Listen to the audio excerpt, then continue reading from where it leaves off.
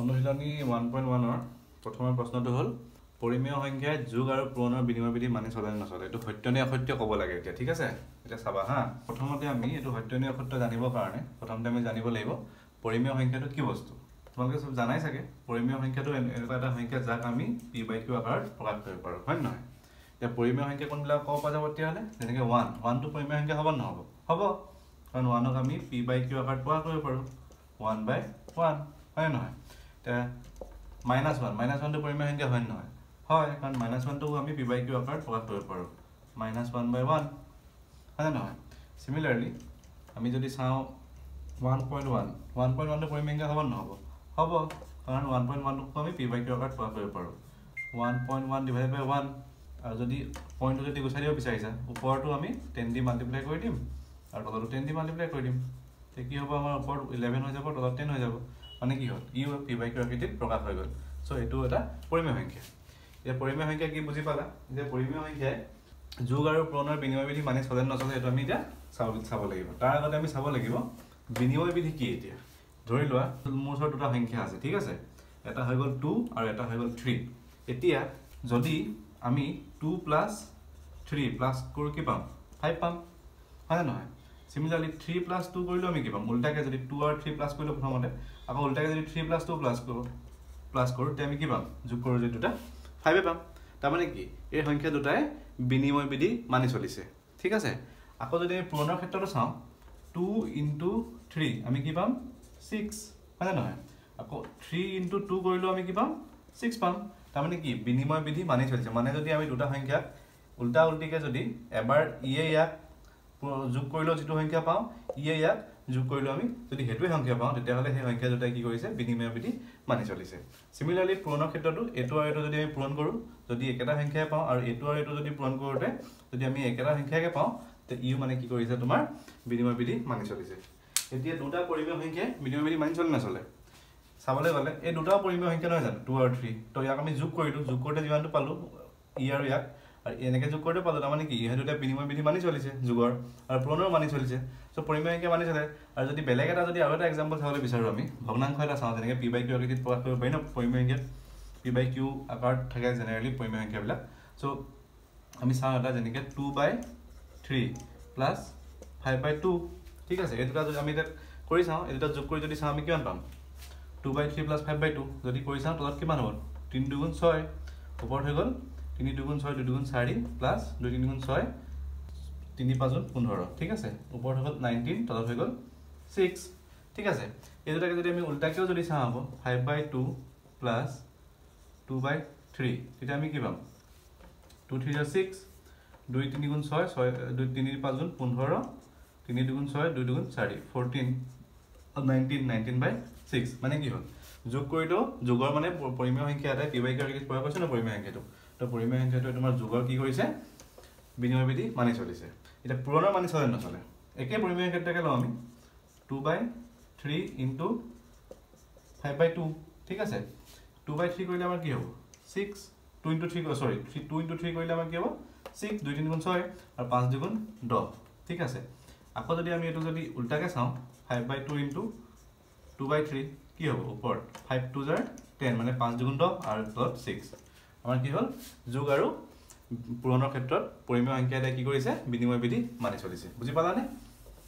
ঠিক আছে। এতিয়া নেক্সট কুৱেশ্যনটো চাওঁ আমি, পৰিমেয় সংখ্যাই বিয়োগ আৰু হৰণৰ ক্ষেত্ৰত সহযোগ বিধি মানি চলে নে নচলে। এতিয়া এইটো কৰাৰ আগতে আমি চাওঁ সহযোগ বিধিটো কি বস্তু। এতিয়া সহযোগ বিধি হৈছে, ধৰি লোৱা আমাৰ ওচৰত 3টা নাম্বাৰ আছে, এটা হৈ গ'ল a, এটা হৈ গ'ল b, আৰু এটা হৈ গ'ল c, ঠিক আছে। এতিয়া সহযোগ বিধি মানে এইটো বুজায় যে যদি আমি প্ৰথমতে আমি যোগৰ ক্ষেত্ৰত চাই লওঁ, যদি আমি a + b + c ব্ৰেকেটৰ ভিতৰত যদি এনেকৈ কৰি দিওঁ equal to a + b + c, এতিয়া ব্ৰেকেট মানে কি বুজায়, মানে যদি আমি প্ৰথমতে এই দুটা প্লাছ যোগ কৰোঁ, b আৰু c সংখ্যা এটা যোগ কৰোঁ, তাৰপিছত যোনটো আমি পাওঁ যোগফল সেইটো যদি আমি a লগত যোগ কৰোঁ, যোগ কৰালে যিটো পাম আমি এই চাইডে, সেই চাইডেও আমি a আৰু b আগতে যোগ কৰি c লগত যোগ কৰিলে আমি একেটাই পাম। ধৰি লোৱা a আৰু b, c, a, b, c আৰু c যে আছে, আমি 3টা নাম্বাৰ লৈছোঁ 2, 3 আৰু 5, ঠিক আছে। এতিয়াটো কৰি চাবৰ কাৰণে লৈছোঁ আমি চাম যেনিবা, ঠিক আছে। a হৈ গ'ল আমাৰ 2, b হৈ গ'ল আমাৰ 3, c হৈ গ'ল আমাৰ 5। তো a জেগাত যদি আমি 2 বহাই দিওঁ, প্লাছ b জেগাত যদি আমি 3 বহাই দিওঁ, আৰু c জেগাত যদি 5 বহাই দিওঁ ঠিক আছে আকৌ ইফালে কি কৰিম আমি a জেগাত কি আছে আমাৰ 2 আৰু b জেগাত আমি কি আছে 3 আৰু c জেগাত আমাৰ কি আছে 5 এতিয়া কি ব্ৰেকেটৰ মানে মিনিংটো কি আগতে আমি এটো কৰিম হয় নাই 2 + 3 + 5 আমাৰ কি হৈ গল 3 5 3 কি হ'ল 8 ইকুৱেল টু এফালে 2 + 3 কি হৈ গল আমাৰ 5 + 5 তো আমি এফালে কি পালো 10 পালো আৰু এফালে 10 পালো তাৰ মানে কি দুটা সমান হৈ গল তো এই নাম্বাৰ কিটা কি হ'ল তাৰ মানে সহযোগ বিধি যোনটো কৈছে আমাৰ ইয়াত সহযোগ বিধিটো মানি চলে যোগৰ ক্ষেত্ৰত ঠিক আছে এতিয়া এইকিটাটো পৰিমেয় সংখ্যা হয় বাৰু এতিয়া আমি কি কৰিম এটা বিয়োগৰ ক্ষেত্ৰত মানি চলে নচলে চাম দেই ধৰি লোৱা a - b - c equal to a - b - c এতিয়া আমি কি কৰিম b - c টো আগতে কৰিম ইয়াত a - b আগতে কৰিম ঠিক আছে তে a আমাৰ কিমান দিয়া আছে 2 দিয়া আছে মাইনাস b কিমান দিয়া আছে 3 - 5 ঠিক আছে আৰু আমাৰ ইফালে কিমান দিয়া আছে a দিয়া আছে 2 - 3 আৰু -5 ঠিক আছে এতিয়া এই 2 3 5 তিনটা পৰিমেয় সংখ্যা হয় নহয় জানো 2 যদি এটো যদি আমি কৰো 2 - 3 - 5 কিমান হ'ব আমাৰ কিমান হ'ব -2 হ'ব হয় নহয় প্লাসে মাইনাসে মাইনাস হৈ গল ডাঙৰ মাইনাস এখানে মাইনাস আহিলে 5 বা 3 গুচি গলে কি হ'ল 2 ঠিক আছে আৰু 2 - 3 আমাৰ কিমান হ'ব এফালে -1 হ'ব -5 ঠিক আছে -1 তুমি ব্ৰেকেটত নিলিখিলেও হৈ যায় ইয়াত আমি আগতো মাইনাস এখানে আমাৰ ব্ৰেকেটত লিখিলো এনেকৈ লিখিব পাৰা তে -2 2 + 2 হৈ গল হল নহলে তো মাইনাসে মাইনাসে প্লাস হৈ গল আৰু ইফালে কি হ'ল আমাৰ মাইনাসে মাইনাসে প্লাস 5 একে 6 হৈ গল 2 + 2 কি হৈ গল আমাৰ 4 আৰু ইফালে হৈ গল -6 এটো ইকুৱেল হ'ল জানো নাই হোৱা নট ইকুৱেল তাৰ মানে কি হ'ল বিয়োগৰ ক্ষেত্ৰত সহযোগ বিধি মানি নচলে নাম্বাৰ কিটাই ঠিক আছে এতিয়া সেইকিটা নাম্বাৰকে আকৌ আমি এতিয়া আমাক সুধিছে কি বিয়োগ আৰু হৰণৰ ক্ষেত্ৰত সুধিছে আমি যোগৰ ক্ষেত্ৰত চালো যোগৰ ক্ষেত্ৰত মানি চলে আমাৰ যোগৰ কথা সদায় নাই আৰু হৰণৰ ক্ষেত্ৰত বিয়োগৰ ক্ষেত্ৰত কি হলি মানি নচলে ঠিক আছে এতিয়া আমি চাম পূৰণ হৰণটো মই দুটাই কৰি দেখাই দিম ঠিক আছে এইকিটা নাম্বাৰকে লম আমি a b আৰু c টো মই পূৰণ হৰণ আমি কৰি দেখাই পূৰণ হৰণৰ ক্ষেত্ৰটো মানি চলে নচলে দেখাই দিম তেতিয়া তোমালোকে বুজি পাই যাবা পাছত যদি কোৱেশ্যনত কেনেবাকে বিয়োগৰ হৰণৰ জেগাত যদি যোগ আৰু পূৰণৰ কথা সুধি দিয়ে তোমালোকে এটা কৰিব পাৰিবা এতিয়া a জেগাত আমি কি লৈছো 2 লৈছিলো 3 লৈছিলো 5 লৈছিলো হয় নহয় এতিয়া আমি এটা কি হল চাম যোগ আৰু বিয়োগ চালো এতিয়া পূৰণ হৰণ চাম এতিয়া পূৰণৰ ক্ষেত্ৰত চাও যদি a * b * c equal to a * b * c তো আমি ইয়াত a আৰু b আগতে কৰিম আকৌ আমি ইফালে চাম a divided by b divided by c ঠিক আছে equal to a divided by b divided by c ঠিক আছে এটা আমি হৰণটো পিছত কৰিম আগতে আমি পূৰণটো কৰি লম এতিয়া চোৱা a যেটা আমাৰ কি আছে 2 * 3 * 5 equal to 2 * 3 * 5 ঠিক আছে এতিয়া যদি আমি এটো কৰো যদি 2 * 3 * 5 আমাৰ কি হ'ব 15 3 * 5 = 15 2 3 * 6 * 5 2 15 কিমান হৈ গল আমাৰ 30 আৰু 6 5 30 মানে এটো ইকুৱেল হৈ গল মানে কি হল পূৰণৰ ক্ষেত্ৰত সহযোগ বিধি মানি চলে পৰিমেয় সংখ্যা ঠিক আছে এতিয়া আমি ইয়াক চাও হৰণৰ ক্ষেত্ৰত মানি চলে নচলে চাও এতিয়া হৰণৰ ক্ষেত্ৰত যদি আমি চাও 2 / 3 / 6 ঠিক আছে no 5 sorry 2 3 5 লৈছিলো আমি 6 আৰু ইয়াত যদি চাম 2 divided by b মানে কিমান দি আছে আমাক 3 divided by 6 ঠিক আছে এতিয়া এটো যদি আমি কৰো 2 divided by 3 আমাৰ কিমান হ'ব 2/3 হয় 2/3 হৈ গল divided by 5 ঠিক আছে 2 divided by 3/6 2/3 divided by 5 হৈ গল আমাৰ হয় নহয় এনেকৈ হৈ গল 2/3 divided by 5 আৰু 2/3 আৰু 3 3 আমি কাটি দিলে কেনেকৈ যাব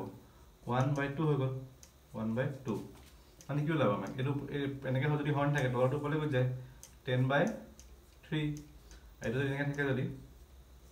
4/1 মানে 4 মানে ইকুৱেল হ'ল জানো এটো নহলে নট ইকুৱেল তাৰ মানে কি হ'ল হৰণৰ ক্ষেত্ৰত বিনিময় বিধি সহযোগ বিধি মানি নচলে তে পৰিমেয় সংখ্যাই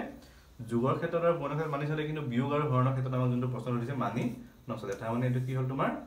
অসত্য যোনটো ইয়াৰ উত্তৰ হ'ব এটো অসত্য হ'ব ঠিক আছে যে নেক্সট কোৱেশ্চনটো আমাৰ আছে পৰিমেয় সংখ্যা বিয়োগত আবদ্ধ নহয় ঠিক আছে এতিয়া এটো চোৱাৰ আগতে আমি কি কম আবদ্ধ বিধিটো কি হয় সেইটো প্ৰথমতে আমি জানি লম তেতিয়া আমি সহজে কৰিব পাৰিম ঠিক আছে যোগৰ ক্ষেত্ৰত দিয়ক বা বিয়োগৰ ক্ষেত্ৰত দিয়ক পূৰণৰ ক্ষেত্ৰত দিয়ক হৰণৰ ক্ষেত্ৰত দিয়ক জিৰ ক্ষেত্ৰত দিয়ক লাগে তোমালোকে এটো আবদ্ধ হয় নহয় চাও পাৰিবা আৰামত এতিয়া চাও আমি প্ৰথমতে আবদ্ধ বিধিটো কি বস্তু এটো চাও প্ৰথমতে আমি ঠিক আছে এতিয়া আবদ্ধ বিধি ধৰি লোৱা দুটাৰ মাজত পৰিমেয় সংখ্যা আছে 10 আৰু এটা আছে 15 ঠিক আছে 15 এতিয়া এই দুটা সংখ্যা ঠিক আছে বা ইজি সংখ্যা দুটা দাদা তোমালোকৰ কাৰণে সুবিধা হ'ব 2 আৰু 4 লৈ লোৱা ঠিক আছে এতিয়া চাও এতিয়া এই দুটা যোনটো পৰিমেয় সংখ্যা হয় এই দুটা পৰিমেয় সংখ্যা আমি জানো যে এই পৰিমেয় সংখ্যা আবদ্ধ হয় নে নহয় যদি আমি পৰিমেয় সংখ্যা দুটা যোগ কৰো যোগৰ ক্ষেত্ৰত আবদ্ধ হয় নে নহয় ঠিক আছে যদি যোগ কৰো 2 + 4 আমি কি পাম 6 আৰু 6 টো কি হয় এটা পৰিমেয় সংখ্যা তাৰ মানে কি এই দুটা যদি যোগ কৰো তাৰ যোগফলটো এটা পৰিমেয় সংখ্যা তো এই কি যদি দুটা সংখ্যা আমি যোগ কৰিছো পৰিমেয় সংখ্যা আৰু তাৰ যোগফলটো যদি আমি পৰিমেয় সংখ্যা পাইছো তাৰ মানে কি পৰিমেয় সংখ্যাবিলাক কি হয় যোগৰ ক্ষেত্ৰত আবদ্ধ এটা বিয়োগৰ ক্ষেত্ৰত চাও 2 - 4 কৰো ঠিক আছে 2 - 4 কৰিলে কি -2 -2 টো পৰিমেয় সংখ্যা হয় নহয় হয় কাৰণ -2 টো আমি কি কৰিব পাৰো -2/1 আকাৰত প্ৰকাশ কৰিব পাৰো p / q আকাৰত হয় জানো এতিয়া পূৰণৰ ক্ষেত্ৰত 2 * 4 কিমান হ'ব 8 এইটো এটা পৰিমেয় সংখ্যা বিয়োগৰ ক্ষেত্ৰত হৰণৰ ক্ষেত্ৰত চাও 2 / 4 মানে কি 2/4 = 1/2 তো তাৰ মানে কি যোগ বিয়োগ পূৰণ হৰণ সবৰে ক্ষেত্ৰতে কি হল এই পৰিমেয় সংখ্যা দুটা যে ললো আমি এই দুইটাই আবদ্ধ হয় তাৰ মানে যদি দুটাক আমি যোগ কৰো পৰিমেয় সংখ্যা বা দুটাক যদি বিয়োগ কৰো চাহে তুমি ইয়াৰ পৰা ইয়াক বিয়োগ কৰা বা ইয়াৰ পৰা ইয়াক বিয়োগ কৰা তুমি কি পাবা এটা পৰিমেয় সংখ্যাই সদায় পাবা ঠিক আছে 4 - 2 কৰিলে আমি কি পাম 2 পাম আৰু এইটো পৰা এইটো মাল্টিপ্লাই কৰিলে আমি কি পাম এই দুটা মাল্টিপ্লাই যদি কৰো আমি 8 পাম তাৰ মানে কি এইটো এটা পৰিমেয় সংখ্যা তো যোগ বিয়োগ পূৰণ হৰণটো এটা পৰিমেয় সংখ্যা এই চাৰিটা ক্ষেত্ৰতে কি হ'ব আবদ্ধ হয় পৰিমেয় সংখ্যা এটা তো যোনটো এতিয়া দিয়া আছে কি অসত্য হয় ঠিক আছে পৰিমেয় সংখ্যা এটা কি হয় সদায় বিয়োগৰ ক্ষেত্ৰতো আবদ্ধ হয় কাৰণ আমি পৰিমেয় সংখ্যা যদি দুটা বিয়োগ কৰো তেতিয়া আমি এটা পৰিমেয় সংখ্যা পাম